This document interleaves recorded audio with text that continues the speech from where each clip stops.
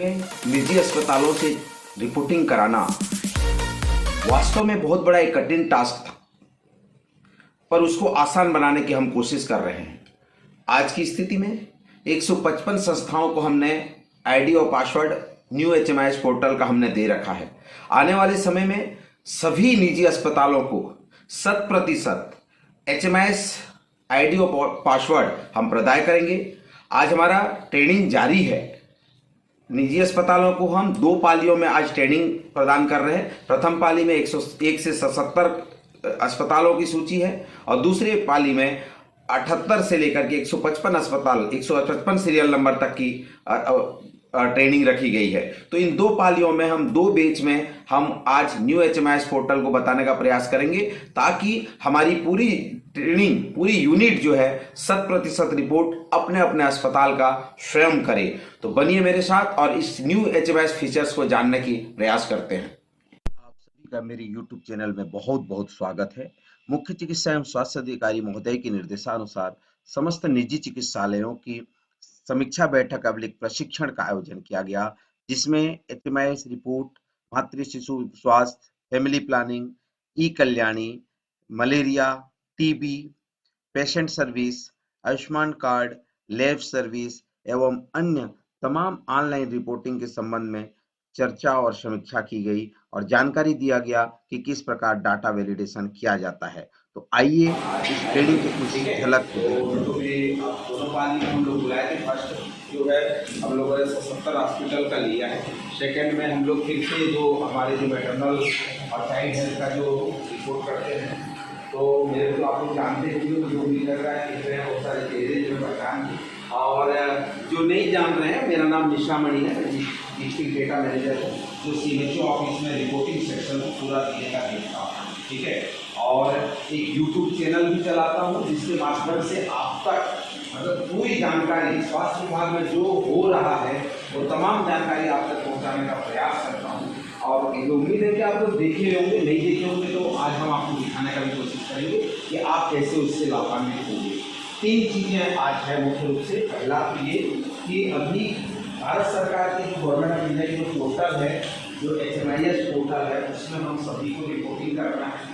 दूसरा ये कि जो आपके सीजी हेल्थ पोर्टल में बहुत सारे पोर्टल में आप लोग रिपोर्ट कर रहे थे, उस पोर्टल में अभी ईरर चल रहा है, उसमें रिपोर्टिंग नहीं हो रही है।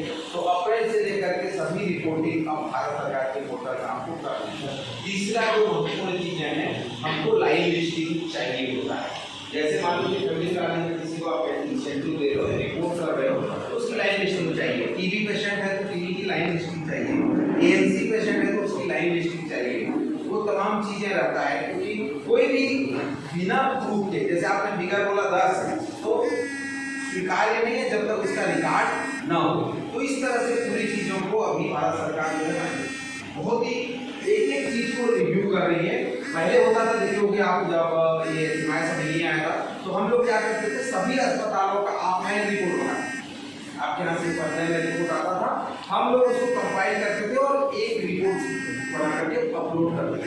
तो उसमें बहुत देता हो, जैसे कोई बोलता है मैं खाली एमटीपी करता हूँ, का रिपोर्ट करना हो। कोई बोलता है मैं तो केवल मेडिसिन देखता हूँ, पेशेंट देखता हूँ, रिपोर्ट करना पड़ेगा। आप कोई बोलता है कि मेरे यहाँ लैब सर्विसेज है, कोई बोलता है कि सोनोग्राफी का सर्विसेज है, तो आपको अर्थात ये हुआ कि हर का रिपोर्टिंग आपको एचएमआईएस में करनी है। इसका मतलब ये नर्सिंग होम एक्ट के तहत जितने भी संस्थाएं पंजीकृत हैं, उन तमाम अस्पतालों का रिपोर्ट पोर्टल में आना है। ठीक है। अब बात आती है कि इतना बड़ा कॉलम दे रखे हैं, रिपोर्ट को इतना करता है। जैसे कोई ओपीडी देखता है तो केवल ओपीडी डालेगा, और आप उसको बोल रहे हो कि इतना सारे एलिमेंट्स में एंट्री करो, तो करेगा नहीं। वो कहाँ से इतना बड़ा फॉर्मेट को भरेगा, और देखिए जो उसका दिमाग को हो जाएगा। तो उसके लिए क्या किया गवर्नमेंट ऑफ इंडिया ने, एक अलग अलग सेगमेंट बना, मतलब M1 M2 इस तरह से अलग अलग बनाते, जिसमें वो आपका एलिजिबल होगा वही केवल वो एंट्री करेगा, बाकी नहीं करना। ठीक है। तो थोड़ा सा मोटा एक छोटा सा प्रेजेंटेशन जो डेटा है मैं इसको दिखाता हूँ, फिर उसके बाद आप जो रिपोर्ट कर रहे हैं उसको हम देखेंगे। आज मुझे जो हम कवर करने जा रहे हैं, इन चीज़ों को हम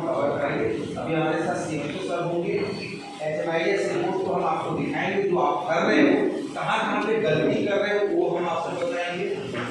मैटरनल और चाइल्ड हेल्थ का जो इश्यूज है वो हम बात करेंगे। फंडिंग का, एमटीपी का, MPDCP, MTP, patient service, OPD, IPD, Ayushman card वाला, लैब सर्विसेज और आर्टिकल नर्सिंग एक्ट वगैरह दिखाई जा रहा है। तो तीन चीजें मैं पहले ही बताया। एक आपसे सीधा सवाल पूछता हूँ, इसमें से अभी तक कितने लोग हैं जो अपना अपना एचएमआई से रिपोर्ट निकाले?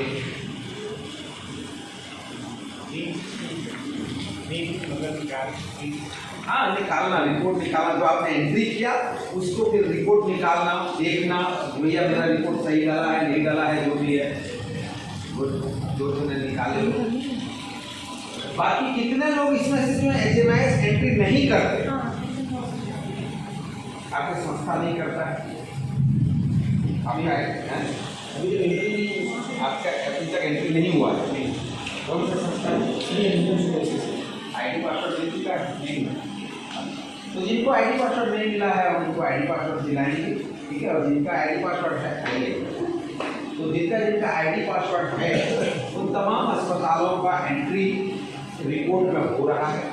आप उनका रिपोर्ट भी देखेंगे। और जो गलती कर रहे हैं, जो चीज़ें हमको सीखना है, क्या होता है हम एक तरफ रिपोर्ट डालते जाते हैं, दूसरी तरफ जैसे देखा आपने इस साल में अगर हम सवाल कर रहे हैं कि अपना रिपोर्ट कितने लोगों ने देखा, इसका मतलब क्या हुआ? आपने रिपोर्ट तो डाला किसी भी तरीके से 1, 2, 4, 5 जो भी फिगर डाला, पर रिपोर्ट निकाल के आपने देखा नहीं। तो इससे क्या होगा? आपने जो डाटा डाला है वो सही है या गलत है, या कोई डाटा मैनिपुलेट हुआ है, कोई कुछ हुआ है, या क्या चीज़ें हमने डाल दिया है, नया फॉर्मेट है, एचएमआई का नया प्रपत्र हुआ, पुराना जो था वो बंद हुआ, नया आया, नया डेटा एलिमेंट आया। तो उन तमाम चीज़ों को आपको एक बार रिपोर्ट निकाल करके देखना पड़ेगा। पहला तो ये। दूसरा, जो एंट्री कर रहे हैं, जिन संस्था ने एंट्री किया है, उनको अब अपने रजिस्टर से मिलान करना पड़ेगा। जैसे आपके अधिकारी बोलेंगे, डॉक्टर साहब लोग बोलेंगे कि भाई मेरे यहाँ संस्था का प्रसव कितना है, तो आप बोलोगे रजिस्टर उठा के देखोगे इतना और रिपोर्ट देखोगे तो कुछ और। तो ऐसा नहीं चलेगा, वो उनको तो चाहिए दोनों तरफ से बराबर। इसीलिए आज हमने कोशिश किया है कि जो रिपोर्ट करते हैं उस संस्था का, उनको हमने बुलाया, डाटा वाले और रिपोर्ट करने वाले, ताकि उस संस्था का सही रिपोर्ट भारत सरकार को भी हो और उन संस्था के प्रभारी को भी हो। क्यों? इसलिए आजकल नर्सिंग होम एक्ट के तहत आप देख रहे होंगे छोटे से इसमें एक लेटर यहाँ से इशू हो जाता है। आपने उदाहरण स्वरूप सोचिए, एमटीपी का डाटा एचएमआई में डाला है 10 और लाइन लिस्टिंग में डाला है 0, तो एमटीपी एक्ट के तहत आपको कहेगा कि आपने अपना एंट्री किया नहीं, आपके नाम से जबरदस्ती का नोटिस। और आपके डॉक्टर को जाएगा तो डॉक्टर फिर चिल्लाना शुरू कर देंगे कि भाई आपको ये काम करने के लिए बोला था, आप नहीं कर रहे हैं, ये आपकी जिम्मेदारी। समझ में आ रहा है मेरी बात? तो आज हम प्रथम दृष्टि इन चीज़ों को हम देखेंगे और कैसे कैसे हम रिपोर्ट कर रहे हैं, क्या है, उन तमाम बातों को सुनेंगे। ठीक है? तो आप थोड़ी देर के लिए मेरे साथ आप बनिए ताकि हम आसानी से इसको आपको समझा पाएं। दूसरा हमने एक काम किया है, अभी एक यूट्यूब चैनल हमने बना रखा है, ठीक है। उस यूट्यूब चैनल में आपको विभाग से रिलेटेड जो भी जानकारी है, देखो आप तक सब तक पहुंच पाना इमीडिएट ऐसा रोज का रोज संभव नहीं। रोज कोई ना कोई कार्यक्रम विभाग में चल रहा है। अभी विभाग में चल रहा है, अभी माननीय प्रधान राष्ट्रपति महोदय ने कल ही इसका शुभारंभ किया है। तो आयुष्मान भाव क्या है आपको नहीं पता होगा, ठीक है। लेकिन ऐसे स्वास्थ्य विभाग में हम सब जुड़े रहने के कारण आप सभी, हमारी जिम्मेदारी है कि हमको जानकारी होना चाहिए कि जिले में कौन कौन से कार्यक्रम, क्या क्या नया नया चीजें।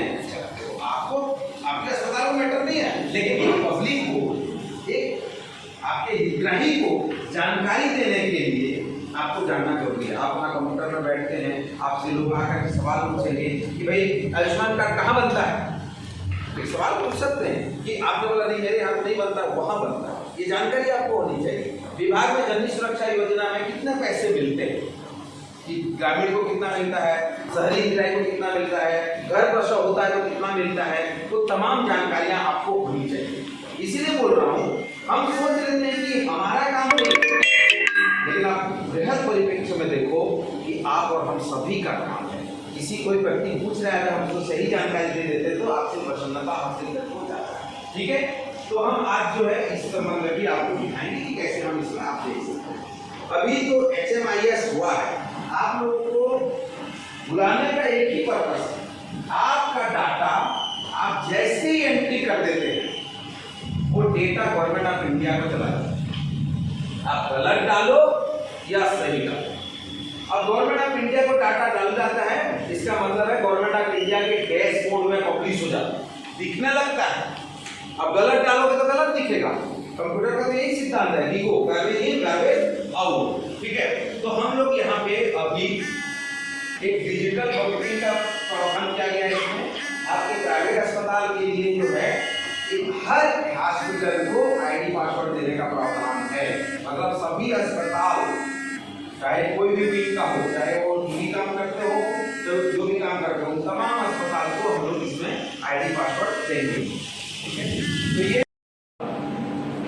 अच्छा भाई, कई लोगों को मालूम ही नहीं था। तो बाय द एंड ऑफ 2025 हमको क्या करना है, टीबी को एलिमिनेट करना है। तो अगर मैं एलिमिनेशन पूछूं तो आपके जहन में क्या आता है? ना के बराबर करना। बहुत अच्छा, एक अच्छा सेंटेंस है, ना के बराबर करना। और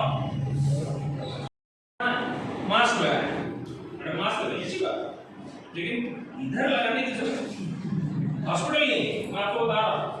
ठीक है, सर्दी होती हुई भी बात अलग लगा लीजिए, वायरल ज्यादा फैला हुआ है। तो मैं जो बताना चाह रहा हूँ ये है कि आदमी सब चीज को प्रोसेस कर सकता है, लेकिन देयर आर सर्टेन लिमिटेशंस। हमारे पास एक लिमिटेशन है, और खास करके हम कहाँ रहते हैं, आरबीआई में रहते हैं, रिजर्व बैंक ऑफ, जो अपने को प्रिकॉशन हैं, तो वहां मुख्य रूप से ये देखने में आता है कि HMIS में जो डेटा एंट्री हो रही है, बहुत ही त्रुटिपूर्ण डाटा एंट्री हो रही है। इसमें हमें चेक करना होगा, देखना होगा, समझना होगा उन तमाम कॉलम को, क्योंकि HMIS अभी न्यू प्रपत्र, जो न्यू फॉर्मेट जो आया हुआ है, उसमें बहुत सारे डेटा एलिमेंट जो है वो हमको बेहतर तरीके से जानना जरूरी होगा, तब जाकर के हम उसकी एंट्री जो है सही तरीके से कर पाएंगे। तो आज मैं आपको HMIS की डेटा क्वालिटी में जो मुख्य रूप से 3 बातें आपको बताने जा रहा हूं, उन 3 बातों को प्रायोरिटी में आप देखेंगे तो आपको थोड़ा अंडरस्टैंडिंग बन जाएगा, क्योंकि हर स्तर पर इसकी रिपोर्टिंग होनी है। सब सेंटर पर भी होगी, PSC, CSC, डिस्ट्रिक्ट हॉस्पिटल, सभी स्तर पर इसकी रिपोर्टिंग होगी। तो मुख्य रूप से ANC पार्ट को अभी हम कवर करते हैं, और जो की पॉइंट है, 3 महत्वपूर्ण पॉइंट, जो नए पॉइंट हैं, उनको हम आज फोकस करेंगे और जानने की कोशिश करेंगे कि उसमें डेटा एंट्री कैसे करेंगे, डेटा क्वालिटी में वो किन किन बातों को ध्यान में हम रखेंगे। तो सबसे पहले हम देखेंगे ANC का एज ब्रेकअप क्या है, उसके बाद हम देखेंगे HRP हाई रिस्क प्रेगनेंसी की एंट्री हम कैसे करेंगे, तीसरा हम देखेंगे जो डिलीवरी एज ब्रेकअप है उसकी रिपोर्टिंग में कहां कहां पे गलती हो रही है, इसको हम जानने की कोशिश करेंगे। तो आइए मेरे साथ, इसको निवेदन ये करूंगा कि हर सब सेंटर स्तर पर हर NM दीदी के हाथों तक ये वीडियो को पहुंचाएं। क्या होता है कि हम तो देख लेते हैं, समझ लेते हैं, पर जिनको जरूरत है वहां तक पहुंचाना बहुत जरूरी होता है। इसीलिए ये वीडियो हर हमारे स्वास्थ्य कर्मी के हाथों पे पहुंचना चाहिए, ताकि वहां से जो रिपोर्टिंग होगा, चाहे वो PSC हो, CSC हो, डिस्ट्रिक्ट हॉस्पिटल हो, मेडिकल कॉलेज हो, उन तमाम जगहों पे इसकी रिपोर्टिंग को बेहतर करने के लिए, क्योंकि ये नए न्यू एलिमेंट है और इसमें बहुत सारे चीजों को हमको गौर करना पड़ेगा। तो आइए सबसे पहले हम बात करेंगे ANC का age breakup. ANC age breakup में जो पहला पॉइंट है 1.1, total number of new pregnant women register for ANC।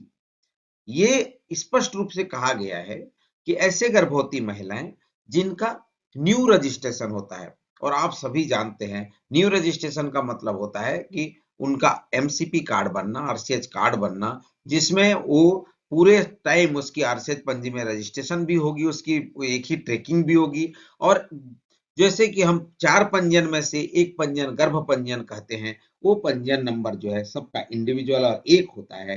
तो उसको आपको सुनिश्चित करना है कि तमाम वो गर्भवती महिलाएं जो नए पंजीयन के लिए आई हैं उनको यहाँ लिखना है। ध्यान रहे डेटा डुप्लीकेसी ना हो, अर्थात वही महिला किसी पीएससी में, किसी सीएससी में, किसी सब डिस्ट्रिक्ट हॉस्पिटल में जा रही है, तो उसका एक बार रजिस्ट्रेशन होने के बाद दोबारा रजिस्ट्रेशन नहीं होना चाहिए। 1.1 ए, ध्यान दीजिए इन शब्दों को। Out of total number of new pregnant women register with age below 15 year, यहाँ पे बहुत सारे लोग, जैसे पूर्व में क्या आता था, पूर्व में जो पंजीयन के लिए आता था, उसके बाद जो है फर्स्ट ट्राइमेस्टर में रजिस्ट्रेशन कितना, तो अभी भी कई जगह यही समझा जा रहा है कि जो एनसी हुआ उसमें से आप डेटा उसके नीचे डाल दो, पर ऐसा नहीं है। यहाँ पे बहुत सारे डेटा एलिमेंट ऐड हुए हैं। ये न्यू डेटा एलिमेंट है एएनसी का एज ब्रेकअप में। 15 साल से कम उम्र की कितने गर्भवती महिलाएं रजिस्टर्ड हुई हैं, मतलब किसमें से, जो पंजीयन आपने नया रजिस्ट्रेशन किया। देखिए इसी में भी स्पष्ट रूप से क्या कहा गया है, out of total number of new pregnant women, ठीक है। तो ये ध्यान दीजिए, और खास करके जब भी आप बिलो 15 ईयर की आप बात करेंगे, तो आप देखेंगे जो हमारे यहाँ 18 साल से ऊपर से शादी होने की बात की जाती है, और अगर आप 15 साल से नीचे आप प्रेग्नेंट वुमेन का रजिस्ट्रेशन डाल रहे हैं, तो कहीं ना कहीं उस डेटा को आपको उनके फिगर जो आंकड़े है उसको चेक करने की जरूरत होता है। तो ये आप सभी स्तर पर इसको ध्यान दें कि ये आंकड़ा जब आप एंट्री कर रहे हैं तो उसको डेट ऑफ बर्थ, उसका उम्र, ये तमाम चीजें आपको एक बार वेरीफाई कर लेनी चाहिए। दूसरा 1.1 B, out of total number of new pregnant women register with age 15 to 19 year, यहाँ पे भी आपको मैं बताना चाहूंगा कि ये आंकड़े भी बहुत कम आएंगे, क्योंकि 15 से 19 साल में आएंगे आंकड़े, क्योंकि 18-19 साल में भी कई लड़कियों की शादी हो जाती है। पर ध्यान दीजिए, हम लोग जब बात करते हैं कि शादी के जो प्रेगनेंसी का अंतराल हम बात करते हैं, जो बच्चा पैदा होना चाहिए शादी के 2 साल बाद होना चाहिए, तो फिर जब हम ऐसी बात करेंगे तो 18 साल में शादी होगी और शादी के 2 साल बाद बच्चे पैदा होंगे, फिर वो 18, 19, 20 साल हो जाएगी। समझ में आ रहा है? तो आपको क्या करना है, इस आंकड़े को भी आपको चेक करना है।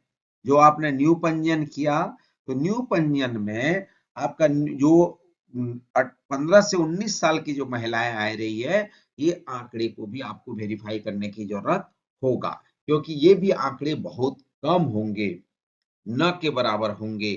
आएंगे, ऐसा नहीं कि हम नहीं कह रहे हैं कि नहीं आएंगे, पर ये आंकड़े आपको देखने की जरूरत है।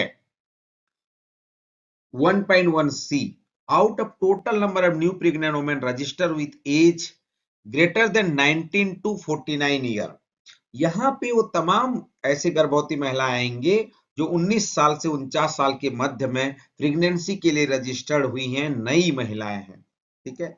यहाँ पे डेटा डुप्लीकेसी को आपको विशेष रूप से ध्यान देने की जरूरत है, इसीलिए जो आरसीएच पोर्टल में पंजीयन हर गर्भवती महिलाओं का होना अनिवार्य है। यहाँ पे आपके पूरे गर्भवती महिलाएं जो 19 साल से 49 साल के जो नए प्रेग्नेंट हुए हैं, उन तमाम का यहाँ पे संख्या आएगा। ये आंकड़े बहुत जो एएनसी रिपोर्ट किए हैं उससे कम होंगे, ज्यादा नहीं होंगे, ये आपको ध्यान रखने की जरूरत है। यहाँ पे कोई भी आंकड़े अगर एंट्री कर रहे हैं तो out of total number of new pregnant की बात की गई, अर्थात total number of new pregnant कहाँ पे है, 1.1 पे है, उसमें से ये बातें की गई है, तो आप इसको थोड़ा सा ध्यान देने की जरूरत है। 1.1 डी, यहां भी आप देखिए, out of total number of new pregnant women register with age greater than 49 year, मतलब 49 साल से अधिक उम्र की महिलाएं। यहाँ पे भी कई ऐसे आंकड़े चौंकाने वाले एंट्री हो जाते हैं, त्रुटिपूर्ण होंगे वो, पर एंट्री दिखाई दे रहे हैं प्रथम दृष्टिया। तो मैं सभी से आग्रह करूंगा कि आप इन आंकड़ों को चेक करें। 49 साल से ऊपर की महिलाएं कहा गया है। कभी कभी क्या होता है, जैसे यहाँ पे जो सिंबल है हम पढ़ नहीं पाते, समझ नहीं पाते इस सिंबल को, यहाँ ग्रेटर देन जो सिंबल लगा हुआ है, 49 साल से अधिक उम्र की महिलाएं जो नए गर्भवती पंजीयन हुई हैं। तो ये आंकड़े आप सभी से आग्रह है कि देखें, कई सब सेंटर में इसको समझ में नहीं आ रहा है और डाटा आ रहा है जो कि सीधे भारत सरकार को रिपोर्ट हो जाता है। हमारे लिए भी ये क्रिटिकल है। और हम इसको फिर हम डेटा जब ह्यूज डेटा आएगा, क्योंकि एक एक फैसिलिटी, एक एक संस्था, एक एक प्राइवेट अस्पताल से आएगा, तो ये रिपोर्ट जो है करेक्ट कराना भी मुश्किल होगा। इसीलिए सभी अभी से, अभी जब सब सेंटर लेवल से डेटा एंट्री हो रही है, पीएससी प्राइवेट अस्पताल से डेटा एंट्री हो रही है, तो इन तमाम कॉलम को, तमाम रो को अच्छे से समझने की जरूरत है। 1.1.1 अर्थात आप जो देखिए 1.1 जो था total number of new pregnant women registered for ANC, 1.1.1 यहाँ पे है out of the total new ANC register number register within first trimester within 12 week.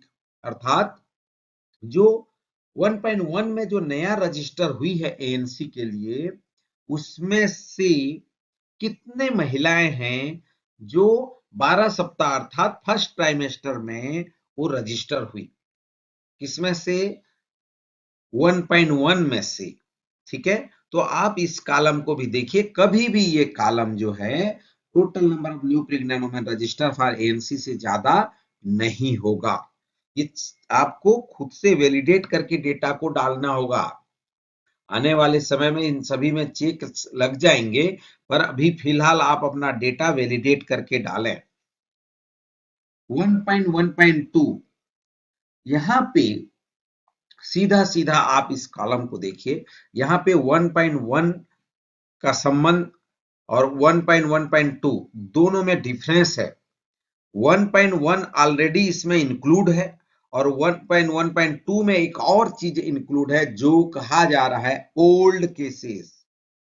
यहाँ न्यू रजिस्ट्रेशन तो आ ही गया, यहाँ ओल्ड केसेस भी आएंगे। तो ओल्ड केसेस का मतलब क्या हुआ?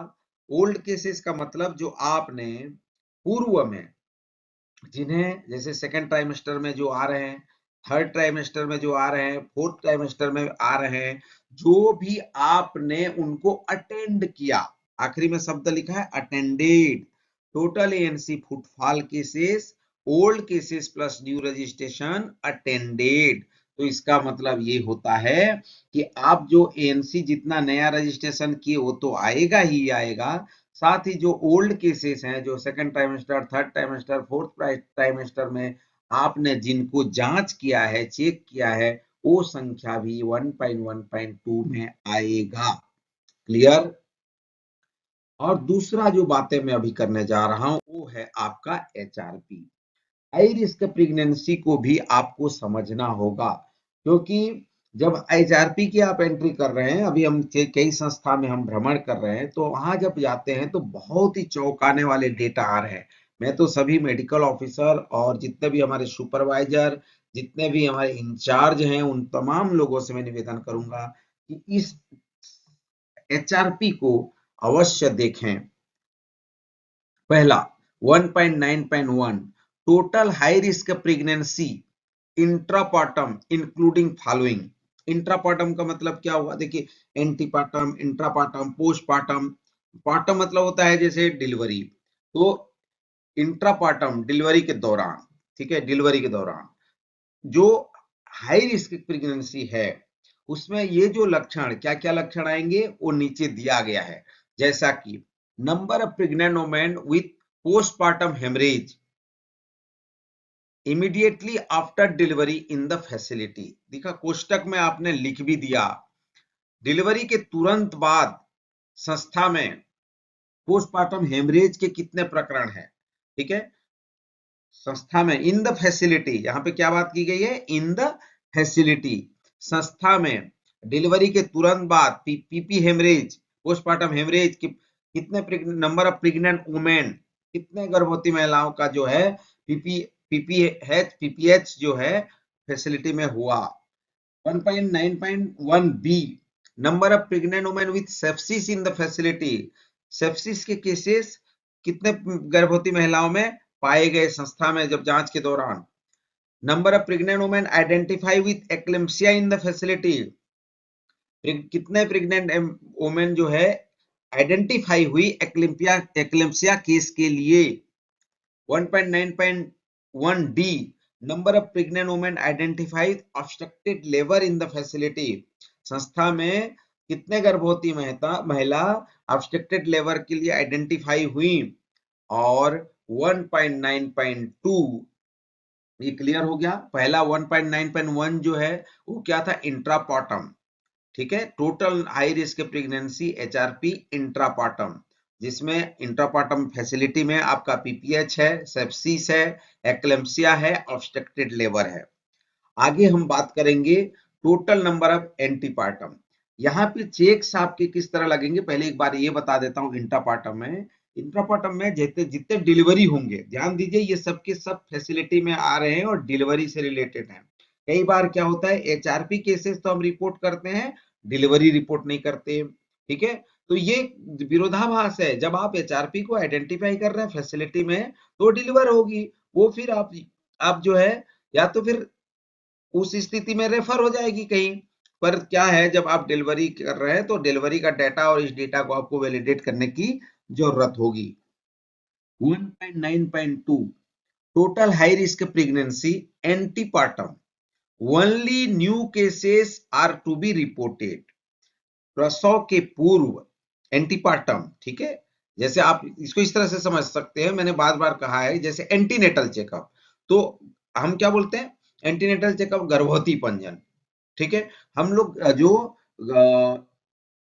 प्रेगनेंसी में एचआरपी एंटीपार्टम के दौरान मतलब प्रसव पूर्व जो है एचआरपी केस आइडेंटिफाई होते हैं, ओनली न्यू केस यहाँ पे रिपोर्ट होंगे 1.9.2 में।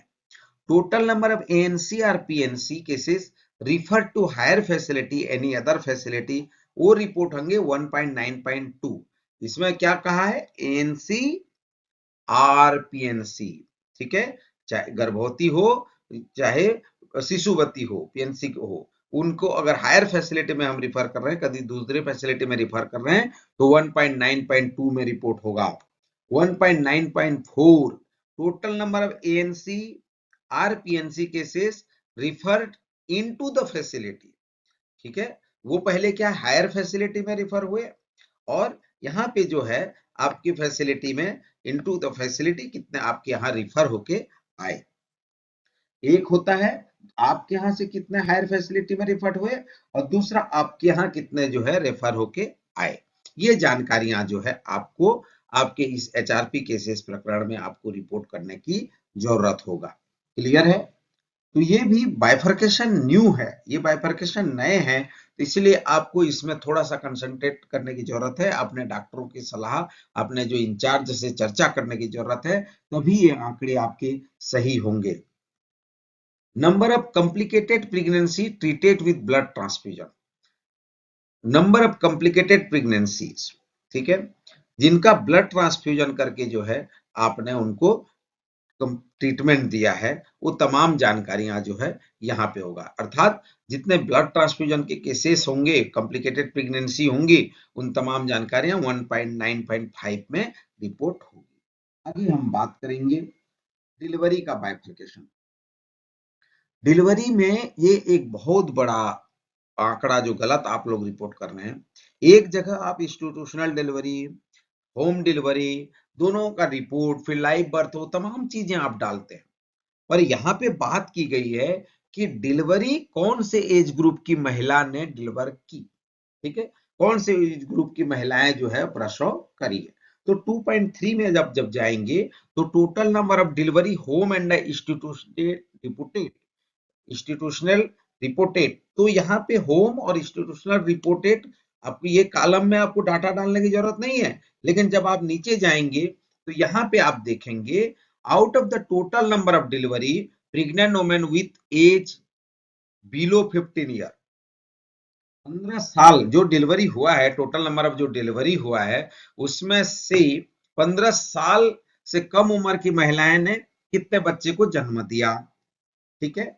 दूसरा, वो 15 से 19 साल की महिलाओं ने कितने बच्चों को जन्म दिया, फिर 19 साल से अधिक और 49 साल तक की महिलाओं ने कितने बच्चों को जन्म दिया, और चौथा है 49 साल से अधिक उम्र की महिलाओं ने कितने बच्चों को जन्म दिया। अब बातें यहाँ पे समझने वाली क्या है, समझने वाली बात क्या है, total number of delivery home plus institutional घर में और संस्था में जितने प्रसव हुए हैं उसमें से 15 साल की महिलाओं ने कितने बच्चों को जन्म दिया, उनमें से 15 से 19 साल की महिलाओं ने कितने को जन्म दिया, और 19 साल से 49 साल की महिलाओं ने कितने को जन्म दिया, और 49 साल से अधिक उम्र की महिलाओं ने कितने को जन्म दिया। तो ये बाइफरकेशन आपका हमेशा होम और इंस्टीट्यूशनल डिलीवरी के बराबर होगा, उन दोनों के योग के बराबर होगा, न कि यहाँ पे डाटा उल्टा पुल्टा डाल दें। इस डाटा बहुत ही विरोधाभास जानकारी आ रही है, आप इस डाटा को सभी स्तर पर इसको चेक कराएं।